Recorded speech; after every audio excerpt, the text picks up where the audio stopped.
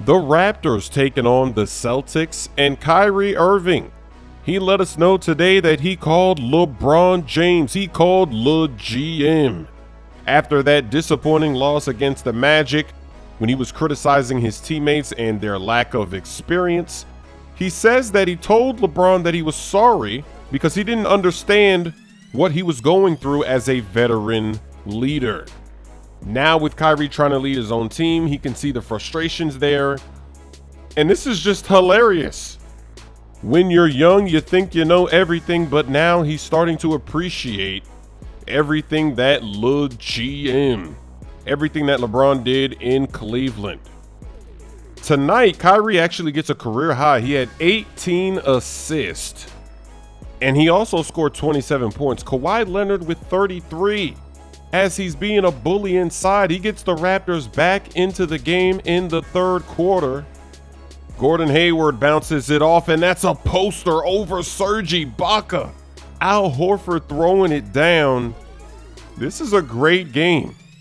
You gotta love this matchup. It's a preview of the playoffs, maybe. Kawhi knocks down the mid-range to give the Raptors the lead.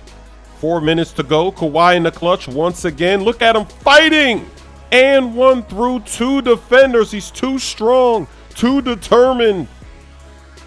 Are the Celtics gonna lose at home? They're having a difficult time here in the last few games. Kyrie with the deadly step back move. Celtics have the lead. He's gonna pull it from way downtown. Gotta take another look with Kawhi defending. In the clutch, that is a big shot. He's fired up.